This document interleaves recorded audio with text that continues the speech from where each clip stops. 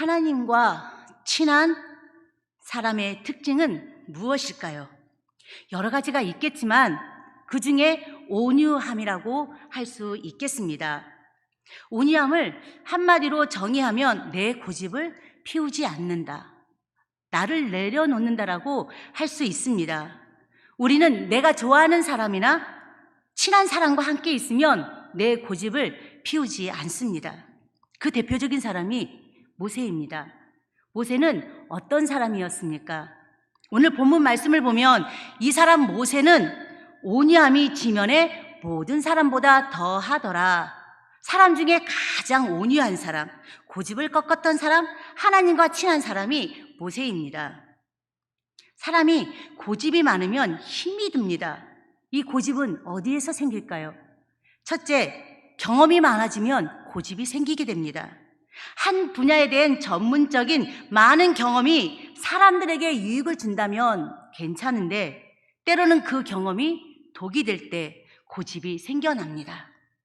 나만 옳다라고 생각하면 다른 사람의 의견을 잘 듣지 못해요. 내 경험, 내 판단이 제일 옳다, 그것만 주장하게 되면서 내 의도와 상관없이 주위 사람들을 참 힘들게 만듭니다. 둘째는 나이가 많아지면서 고집이 생깁니다. 확실히 사람은 나이가 들면 고집이 생깁니다. 이 세월이 가져다 주는 고집이 참 무서운 것입니다. 자기가 살아온 루틴이 있고 철학이 있기 때문에 그렇습니다. 셋째, 자존감이 낮아지면 고집이 생깁니다. 내가 말할 때 내 말을 들어주지 않으면 나를 무시한다라고 생각이 들게 되면서 자존심이 상하게 되죠. 그래서 어떻게든 내 뜻을 관찰시켜서 내 말을 듣게 하고 자신의 존재성을 높이려고 합니다. 참 이런 사람들과 함께 있으면 피곤하고 힘듭니다. 그런데 여러분, 사람들 앞에서 고집을 피우는 것은 그래도 괜찮습니다. 어떤 사람은 하나님 앞에서 고집을 피우는 사람이 있다는 것입니다. 내 뜻이 옳습니다, 내 판단, 내 방법이 옳습니다 라고 생각하면서 하나님의 뜻을 분별하지 못하고 고집을 피우는 사람이죠. 그러나 우리는 이 시간 하나님 앞에서 고집을 꺾는 온유한 사람으로 살아가는 우리 모두가 되시기를 축원합니다. 과연 나는 온유한가? 오늘 본문 민수기 12장 1절에서 3절은 모세에 대한 아론과 미레암의 비방 내용으로 시작합니다. 1절 말씀입니다. 모세가 굿수 여자를 취하였더니 그 굿수 여자를 취하였으므로 미리암과 아론이 모세를 비방하니라. 굿수는 히브리어로 번역하면 에디오피아인을 가리킵니다. 성경에서는 대개 이집트와 함께 언급하고 있는데요, 이곳 사람들은, 즉 에디오피아인들은 검은 피부색의 함 족속 계통을 말합니다. 즉 모세가 이방 여인을 아내로 맞은 것에 대해 비방하고 있습니다. 그런데 말씀을 자세히 보게 되면 모세가 이방 여인과 결혼을 했다는 이유로 비방하는 것이 아니라 모세가 주도하는 지도력에 대한 반발의 모습으로 설명할 수 있습니다.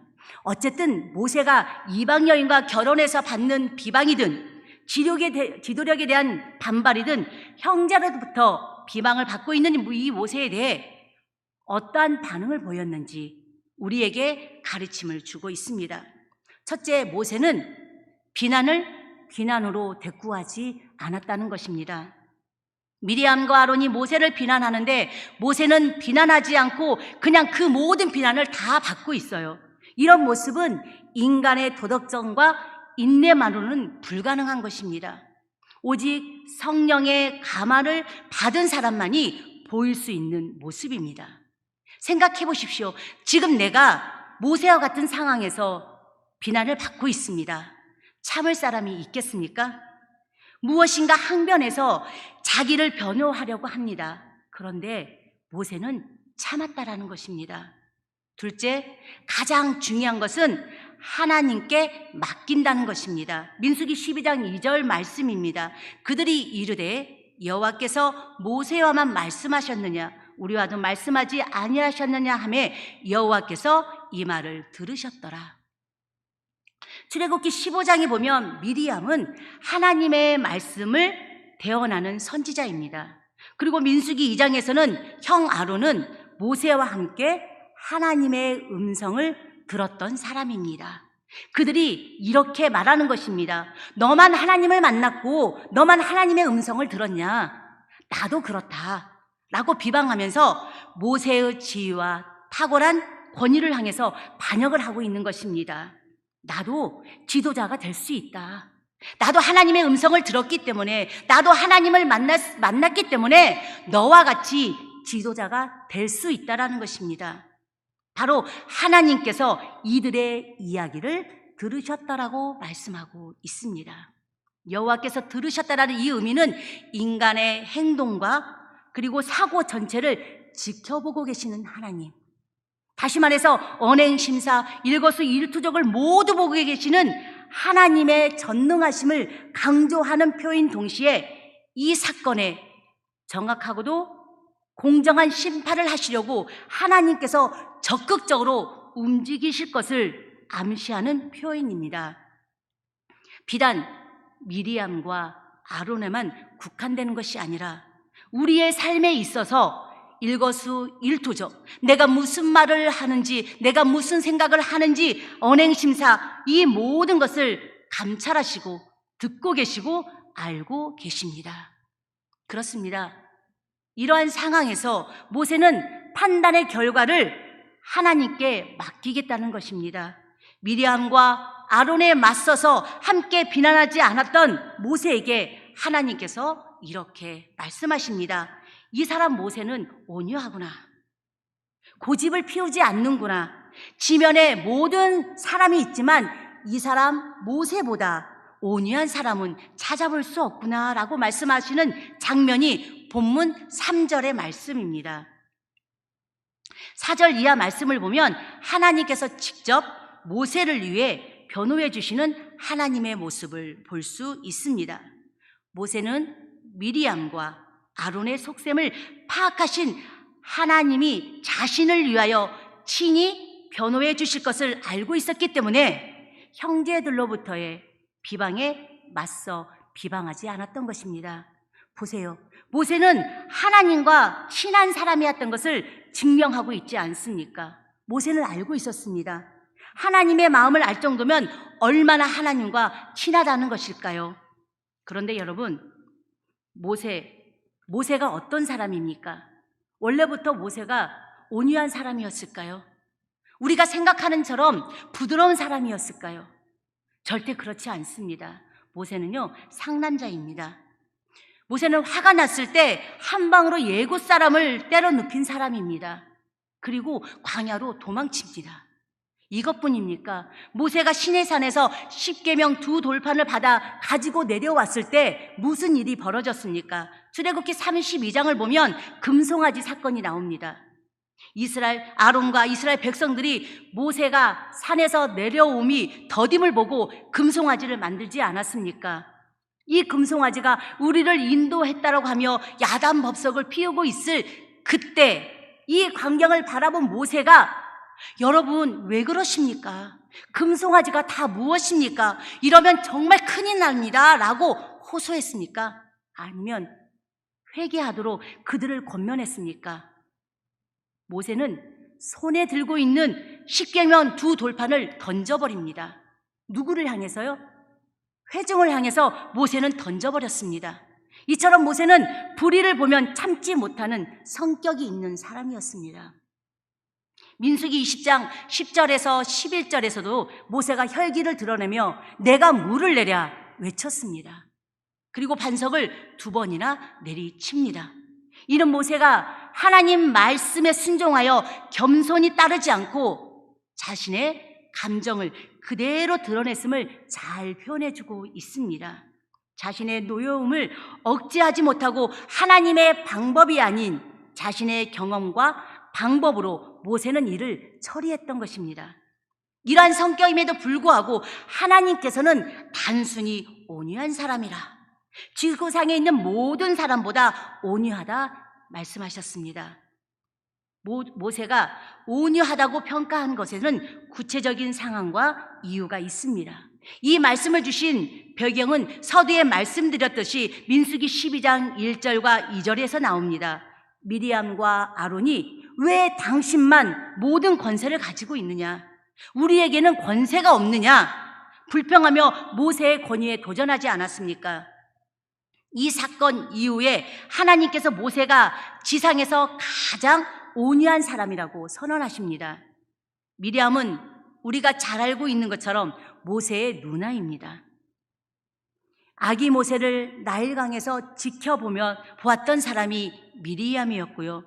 바로의 공주에게 접근해서 어머니를 유모로 드리게 한 사람도 미리암이었습니다.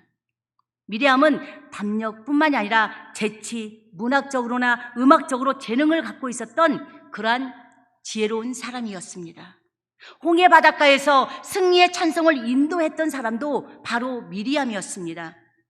하나님께서 미리암의 그런 재능을 통해 모세를 돕도록 하는 조력자로 사용하셨습니다. 그래서 늘 아론과 미리암은 모세의 오른팔, 왼팔을 역할을 하고 있었는데 모세가 자신들과 상의하지 않고 모세의 장인 이드로의 조언을 받아 장로 70인을 임명합니다. 보이지 않게 불만이 쌓여갔습니다. 그래서 미리암은 아론을 충동질해서 모세를 비난했던 것입니다.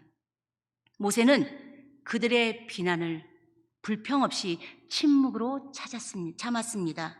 백성들의 불신과 불평, 변함없는 조력자가 되어야 할 사람들의 교만과 시기, 이 모든 것을 참을 수 있었던 것은 40년이라는 광야에서의 수고와 기다리는 세월 동안에 얻어지는 경험, 곧 그곳에서 훈련된 겸손과 인내의 결과였던 것입니다. 불평 없는 침묵, 이것이 귀한 것이었습니다. 그 모습을 하나님께서 귀하게 보셨고 그를 지상에서 가장 온유한 사람이다라고 말씀하셨습니다. 여기에서 온유에 해당하는 헬라어는 아나우, 원문상 자기를 낮추다, 괴롭힘을 당하다, 겸손하다라는 뜻을 지니고 있습니다.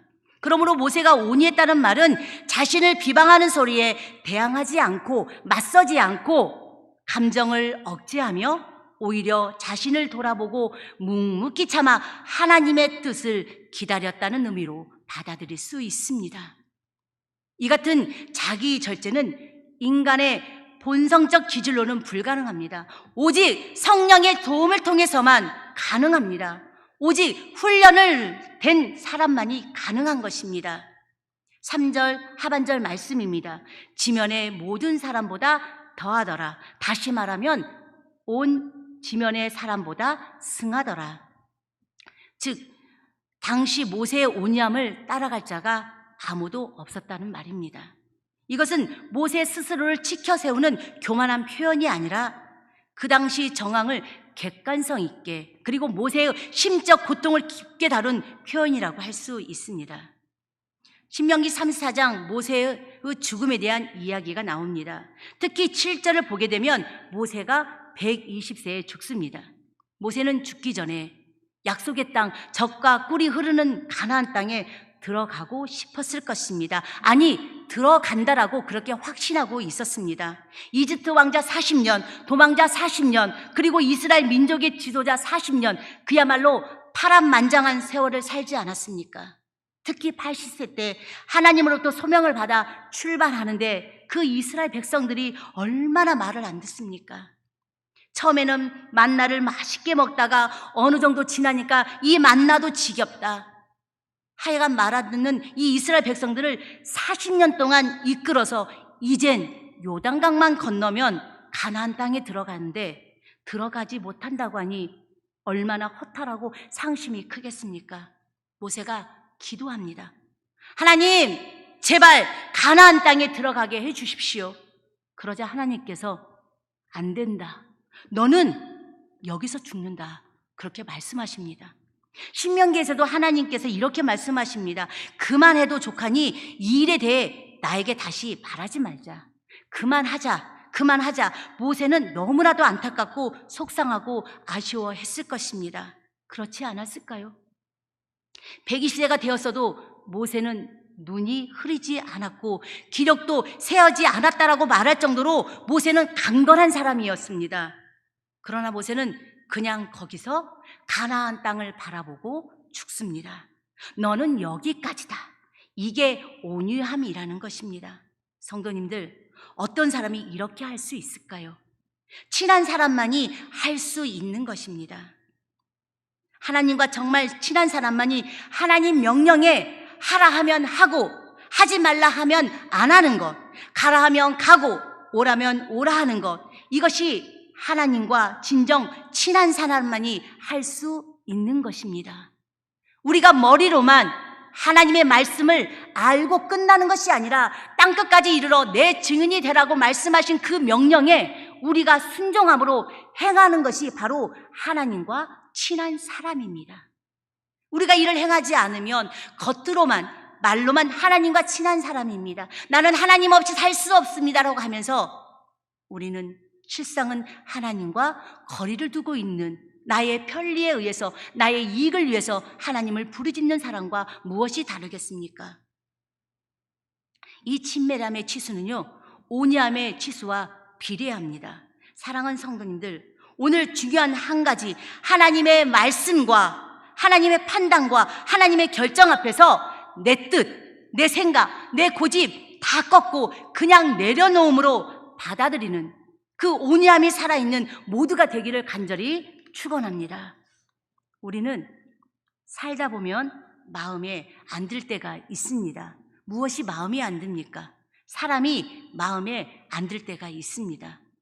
사람이 마음에 다 드십니까? 그렇다면 그분은 정말 대단한 사람입니다. 살아가면서 사람을 만나다 보면 정말 마음에 들지 않는 사람이 있습니다. 그런데 여러분, 내가 기도를 열심히 했어요. 내가 변하면 내 마음에 들지 않는 사람, 불편한 사람을 만나도 괜찮을 줄 알았습니다. 그런데 정말 기도를 열심히 했는데도 불구하고 다음에 그 사람들을 만나면 또 힘들어요. 왜 그럴까요? 만남은 우연이 없습니다. 바로 하나님께서 판단하시고 예비하셨다가 보내주신 것인데 내 생각으로 이 정도면 되겠지라는 나의 생각이 곧 판단 미스이기 때문입니다. 제가 여러 번 느꼈던 중에 사람은 참 다양합니다. 내 곁에 있는 사람은 하나님께서 결정하셔서 정말 내게 필요한 사람이라 보내준 사람이다, 이 하는 것을 내 고집을 꺾고 받아들였을 때 내 인생이 달라지기 시작합니다. 그런데 우리는 내 생각이 앞서다 보니 주님의 뜻을 미처 발견하지 못합니다. 저는 이번 휴가 때 갑자기 산에 가고 싶다는 생각이 들었습니다. 제가 결코 산을 좋아하는 사람은 아닙니다. 그런데 어느 산으로 갈까 생각하다가 우리 담임 목사님께서 올려주신 용걸산 하늘길, 순창에 있는 용걸산 하늘길을 선택하고 간단하게 정보를 수집한 후에 산에 올랐습니다. 순탄하게 오른 산이 갈수록 태산이었습니다. 어느 정도 올라가다 보니까요, 로프를 잡고 올라갈 정도로 난이도가 높은 경사를 만나게 됐습니다. 난감하더라고요. 혼자 왔어요. 그래서 로프를 잡고 처음에는 참 잘 올라갔습니다. 또 올라가다 보니까 로프가 있더라고요. 그래도 별 어렵지 않게 생각하고 또 잡고 올라가다가 그만 미끄러져서 다쳤습니다. 그리고 바로 왜 내가 산에 왔을까? 누가 가라고 떠민 것도 아닌데 왜 내가 산에 왔을까라는 생각을 하면서 갑자기 머릿속이 복잡해지기 시작했습니다. 이러지도 저러지도 못하는 상황이 되어버린 것입니다. 그래도 이왕 온 거 끝까지 가보자는 생각으로 왕복 4시간의 산행을 포기하지 않고 올라갔지만 약 5km 정도를 남겨두고 하산했습니다. 왜냐하면 4시가 되니까 어두워지기 시작하더라고요. 초행길에 더구나 혼자 왔어요. 주위에는 사람들이 없더라고요. 저는 유명한 산이라 조금 늦게 산에 올라도 사람들이 많을 줄 알았어요. 그런데 사람들이 없더라고요. 그래서 길을 잃을까 봐 내려오게 되었습니다.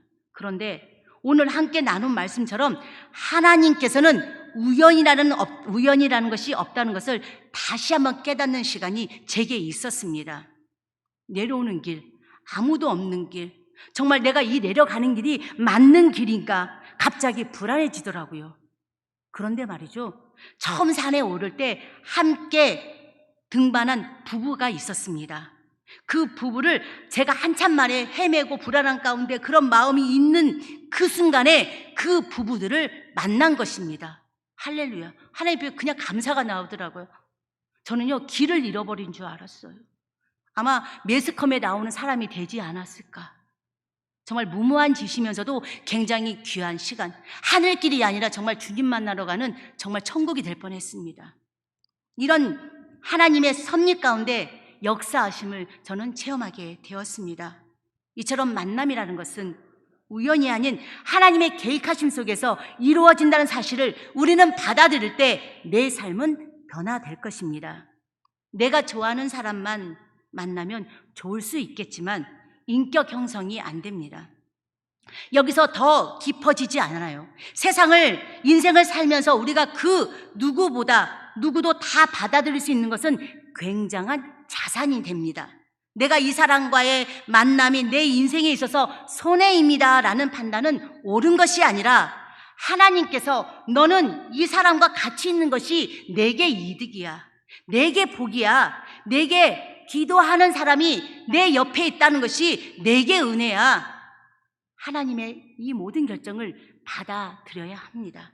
그 온유함이 하나님과 친밀함의 척도가 되는 것입니다. 하나님과 친하지 않으면 하나님 너무하십니다. 제가 이런 사람을 원했습니까? 그럴 때 기억하십시오. 우리도 그 누군가에게는 만만치 않은 사람이라는 것을 말입니다. 대부분의 사람들은 본인은 바울이고 다른 사람은 사울이라고 생각합니다. 원칙은 고난받는 바울은 나고 그걸 방해하려고 따라다니는 사람은 내가 싫어하는 사람, 불편한 사람, 함께 있고 싶지 않은 사람이라고 생각했어요. 그런데 꼭 그런 것만은 아니더라고요. 때로는 내가 사울이기도 했다는 것입니다. 제가 말 잘 듣는 베드로가 아니라는 것입니다. 우리도 만만치 않은 사람인데 하나님께서 그 누군가에게 편하지 않는 사람일 수도 있는 나를 만나게 해 주셨다는 사실을 저는 설교를 준비하고 묵상하면서 깨닫게 되었습니다. 나도 만만치 않은 사람이다. 누구를 만나도 최선을 다해 잘해 주어야겠다. 이것이 하나님과 친한 사람의 특징입니다. 어떤 사람을 만나도 거부하면 안 됩니다. 스타일, 취향, 지적 수준, 말이 안 통해요. 그래도 하나님께서는 만남을 통해 분명 우리에게 메시지를 전해주고 계십니다. 어떤 사람은 평생 함께 있기도 하지만 대부분의 사람들은 자주 오랫동안 만남을 지속하기도 하죠. 내게 준 사람을 잘해 주어야 합니다. 내 옆에 있는 사람을 잘해 주어야 합니다. 어떻게 잘해 주어야 할까요? 무조건 잘해 주어야 합니다. 그것이 하나님의 판단과 결정을 신뢰하는 것입니다. 손해 이익을 따지지 않고 내가 이 사람을 만남으로 인해서 나에게 유익이 될까라는 그런 손해 이익을 따지는 것이 아니라 무조건 잘해 주어야 합니다. 무조건은 무슨 뜻입니까? 조건을 따지지 않는 것입니다. 유행가 중에 이런 가사가 있더라고요.